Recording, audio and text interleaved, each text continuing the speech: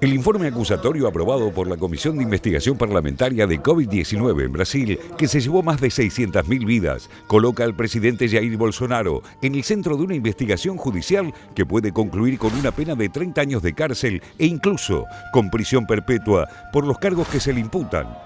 Jair Bolsonaro, junto a 79 colaboradores, están imputados en 3 frentes: por delitos comunes, por delitos de responsabilidad y por delitos contra la humanidad. Este último, sin dudas, el más contundente que puede llevarlo al estrado de la Corte Penal Internacional con sede en La Haya. Essa investigação não é uma investigação qualquer, é uma investigação embasada em provas, em indícios, é uma investigação que se fez à luz do dia, com acompanhamento da sociedade, né, que calou fundo no mundo todo, teve uma grande repercussão. Isso apenas demonstra sobejamente que esse serial killer, ele continua a fazer as mesmas coisas, né? Ele tem a mesma pulsão de morte, uma compulsão inadministrável e se complica cada vez mais. Los acusadores sostienen que Bolsonaro utilizó vidas humanas como conejitos de India en estudios fraudulentos para aplicar tratamientos sin eficacia contra el COVID-19. En lo que respecta a delitos comunes, deberá responder por epidemia con resultado de muerte al convocar y encabezar aglomeraciones no utilizando barbijo y por incentivar el uso de medicinas ineficaces como la hidroxicloroquina. La investigación de estos ilícitos estará a cargo de la Procuración General de la República, encabezada por su aliado Augusto Aras, quien tras ponderar las pruebas debe elevar la investigación al Supremo Tribunal Federal. Las imputaciones por delitos de responsabilidad serán analizadas por la Cámara de Diputados, que puede determinar la apertura de un impeachment contra Bolsonaro.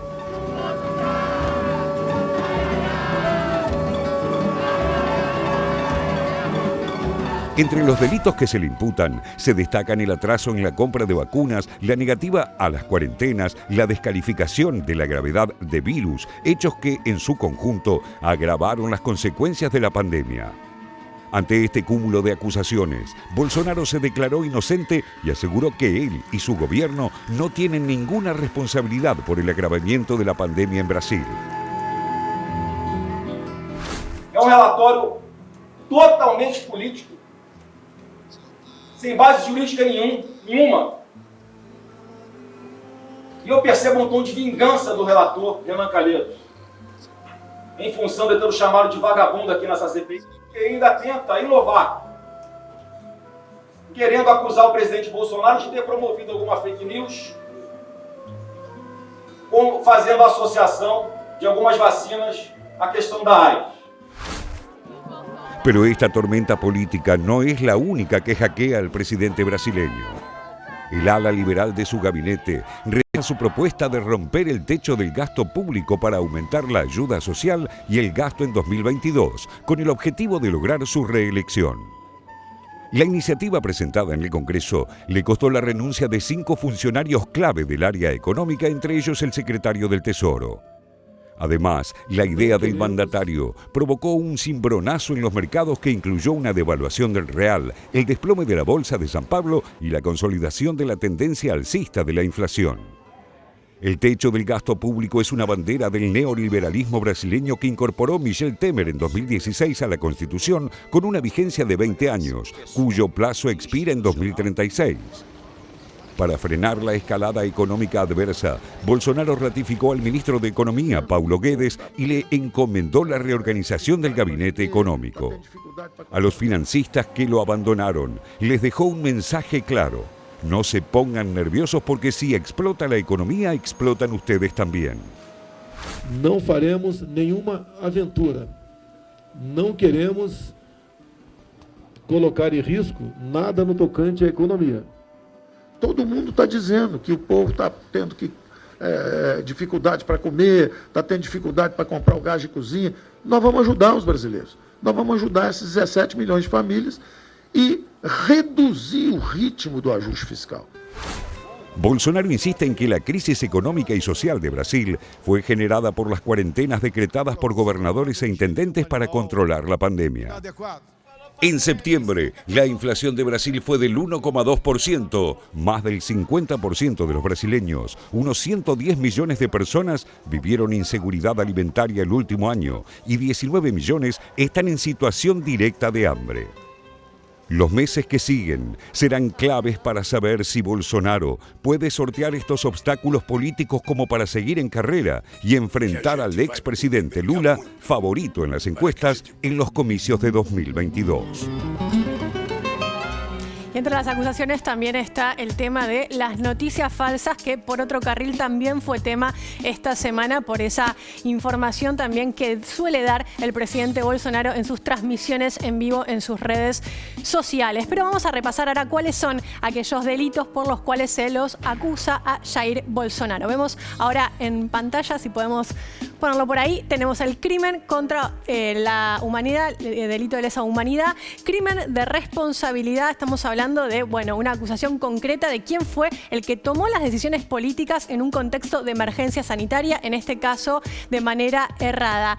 Charlatanerismo, esta es la traducción que vemos en muchas de las notas que llegan a Argentina, que es el tema justamente de transmitir también información falsa relacionada, por ejemplo, con el tema de los medicamentos. Ahí vemos incitación al delito, uso irregular del dinero público, prevaricato de la compra de vacuna Covaxin, falsificación de documentos, delito de epidemia y delito contra la norma sanitaria. Un dato a tener en cuenta, recordemos que no solamente está implicado en esto Jair Bolsonaro, sino también 3 exministros del presidente, también otros 4 actuales ministros. Tenemos también a sus hijos que están involucrados en todo esto y en total son 68 las personas que están implicadas en este caso. Un informe extensísimo que llevó más de 6 meses de trabajo dentro de la Cámara Alta, dentro de esa comisión especial del Congreso y que se dio a conocer esta semana.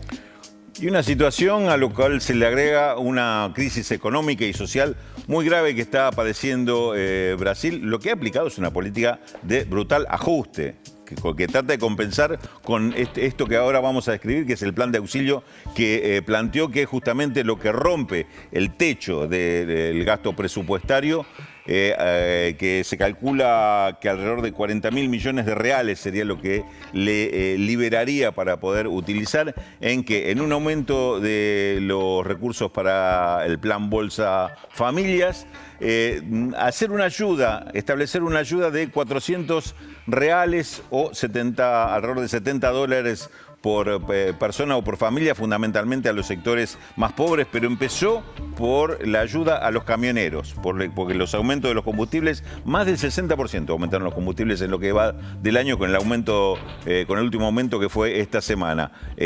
Tenía una resistencia muy grande ese sector, los trata de compensar con una ayuda directa hacia los camioneros. Y la ayuda extra para 17 millones de familias en la extrema pobreza. Cuidado con este número, porque esto de extrema pobreza es el cálculo que tiene lo que sería nuestro INDEC, su Instituto de Estadísticas de Brasil, pero son con cifras del año pasado. Con el raíz inflacionario que tuvo este año Brasil, seguramente esta cifra empeoró, es mucho más grave. Esta es la situación que está viviendo Brasil.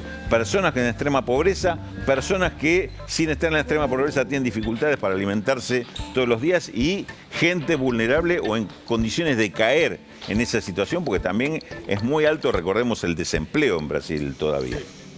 Sí, Bolsonaro daría la impresión que nunca logró encontrar una síntesis entre sus necesidades, entre la necesidad política de disputar las elecciones y por lo tanto sostener o incluso ampliar la ayuda social y los programas de ayuda asistencial por un lado, y el corazón neoliberal del gobierno que encarna su megaministro de Economía, Paulo Guedes, digamos, ¿no? Nunca le terminó de encontrar una vuelta clara en este sentido. Me parece que estas tensiones que en realidad venimos viendo desde el día cero del gobierno de Bolsonaro, ahora con un Bolsonaro más débil, acorralado institucionalmente, a las puertas de una campaña electoral en la que, según todas las encuestas, mide la mitad o 3 veces menos que Lula, bueno, todas estas tensiones se hacen más Y evidentes. astuto esto de también atacar el tema del combustible, ¿no? Porque estamos viendo también que en Ecuador están habiendo problemas justamente por eso, así que me parece que es adelantarse a que no se prendan fuego las calles antes de tiempo, Claro. así que, bueno, de alguna manera inteligente con todo eso. Seguramente. Y después está el tema del precio de los alimentos, que también está subiendo mucho. Otro